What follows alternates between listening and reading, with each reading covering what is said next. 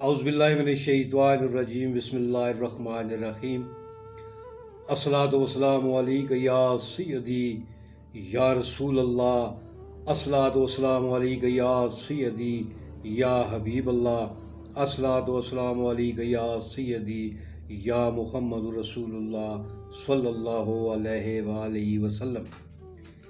जेदी अपने सारे तकने वाले की, सुनने वाले की और अपने चाहने वाले की पाकिस्तान में या पाकिस्तान तो बाहर दुनिया ने किसी कोने में भी बैठे हो, अस्सलाम वालेकुम।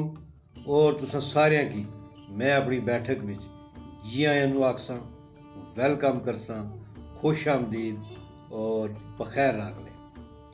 उम्मीद है तुसां सारे खैरियत नाल होसो और तुसां दियां दुआवां नाल जेदी भी बिल्कुल ठीक ठाक है। हमेशा की तरह एक रिक्वेस्ट भी करसां कि मेरे चैनल की सब्सक्राइब भी करो, लाइक भी करो और अपने दोस्तों नाल शेयर भी करो और अच्छे कमेंट्स देने ना मैं बहुत मशहूर हाँ। तुसां मेरा भरपूर साथ देने पे हो और जेड़े मेरे नाल तावन पे करना है, मैं उन्हां की बहुत शुक्रिया आखसां। इस वक्त जेड़े मौजूदा हालात ने या रोज़ाना की बुनियाद पर अफरा तफरी ने मामलात ने, तो मैं बजाय इसने कि रोज़ कोई नसीहत अमोज़ कहानी या कोई ऐसी सबक अमोज़ वाक़या तुसां ने सामने पेश करां, तो कदे कदे दिल करना कोई ऐसी तुसां नाल कोई गल शेयर करां जिसने विच थोड़ा जिहा बंदा हंसी मजाक वाला पहलू निकल आए, थोड़ी जी बंदे नी टेंशन रिलीज़ हो जानी। जिस तरह मैं पिछले मेरा ख्याल है हफ्ते पिछले लास्ट वीक की एक हंसना मना है एक लतीफ़ा जिहा तुसां ने सामने पेश किया से, तुसां बड़ा सराहया उस चीज़ की। तो अज मैं आख्या छोटा जिहा एक वाक़या तुसां नाल पेश करा। उम्मीद है तुसां की अच्छा भी लगसी, पसंद भी आसी और थोड़ा जिहा रिलैक्स भी होसो।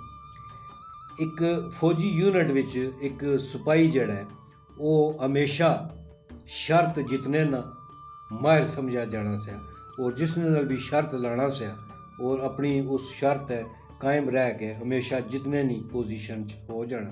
तो बड़े सारे उसकी बड़ा समझने सन यार इसने नाल शर्त नहीं लानी, ये बंदा बड़ा तेज़ है।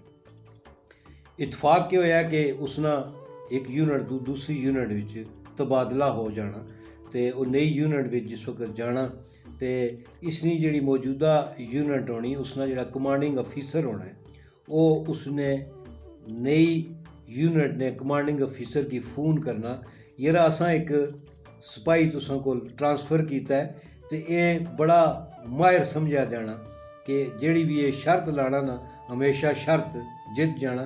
तो ज़रा एहतियात नाल कि इस बंदे को हमेशा असा शर्त हार ही जाने रहे हैं, तो ज़रा तुसां भी एहतियात रखे। नई यूनिट का जोड़ा कमांडिंग अफीसर से उसकी बड़ा तजस्सुस होया कोई यार ऐसा केड़ा बंदा है। उसने अपने PA की असिस्टेंट जड़ा सी उसकी आख्या यार जो फलानी यूनिट विचों नवा सिपाही ट्रांसफ़र होके आना पाया, इसकी तो सुबह ज़रा मेरे को पेश करना। PA ने नोट करके था। जिस वक्त वो सिपाही आया उसकी आर्डर हो गया कि सुबह जनाब तुसी कमांडिंग अफीसर साहब ने दफ्तर पेश होना। ये सिपाही है कलबशुदा बिल्कुल है फिट फाट यूनीफॉर्म पा के कमांडिंग अफीसर साहब ने दफ्तर हाज़र होना। जैसे ही उसने दफ्तर जाना सलूट मारना, तो कमांडिंग अफीसर साहब पूछने हाल हवाल पूछने तो बाद कि जनाब सुनिया तुसी बड़ियां शर्तां लाने हो और हमेशा शर्त जित जाने हो, केड़ी इसने कमाल है। उस आख्या नहीं सर कोई ऐसी गल नहीं, मैं कदे इस तरह ना दावा नहीं किया कि मैं हमेशा शर्त लाना वा, शर्त जीत हार तो होनी रहनी, लेकिन मैं इस तरह नहीं कोई कदे गल नहीं की। लेकिन कोई मौका महल ऐसा हो जाए जिस तरह मैं हूँ तुसां की आना भाई तुसां नी जी बैक है कंड है तुसां नी उसने तो एक तिल है, अगर शर्त लाओ तो मैं तुसां की दसा कि तुसां नी कंड तो एक तिल है। एकदम कमांडिंग अफीसर आना ये गल है 500 रुपया लगनी, उस आखे जी लगनी।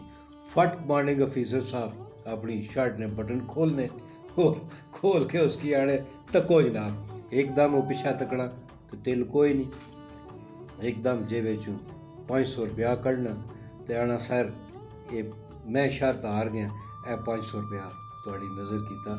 ਇਸ ਤਰ੍ਹਾਂ ਜਿੱਤ ਹਾਰ ਦਾ ਤੇ ਸਿਲਸਿਲਾ ਚੱਲਣਾ ਰਹਿਣਾ ਸਰ।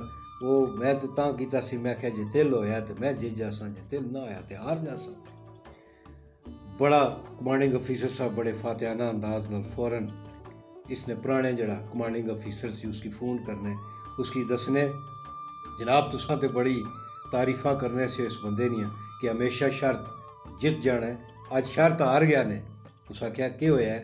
उस आख्या इस तरीके नाल इस मेरे की आख्या सी भाई तुहाड़ी बैक साइड ते तिल है ते 500 रुपया शर्त लाई सी ते मैं उसकी शो कराया ते तिल कोई नहीं सी। कहना सर तुसा तो मरवा दिता। उस आख्या क्यों? कहना है तू महीना टुरया सया तो आना सया। जनाब मैं नवे कमांडिंग अफीसर साहब को जाके उन्होंने कमीज़ ना उतरवा तो 1000 रुपया मैं शर्त लाना। तो वो मेरे को 1000 रुपये की शर्त ला के गया सी भाई मैं नवे कमांडिंग अफीसर साहब की शर्ट उतरवा के तुसा की दसा।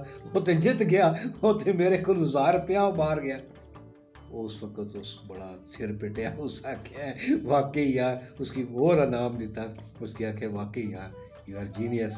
तो इस तरह की गुफ्तगू होनी रहनी मुख्तलिफ जगह तो, इस तरह ने वाक़यात होने रहने। एक जस्ट छोटा जहा वाक़या तुसां नाल इस वास्ते शेयर किया भी देखो दुनिया में कैसे कैसे इंसान जड़े ने वो बसने ने। उम्मीद है अज ना तुसां की ये वाक़या लतीफ़ा ही समझ लो पसंद आसी और मैंने अपनी दुआओं में याद रखा है। इजाज़त चाहता। पाकिस्तान जिंदाबाद।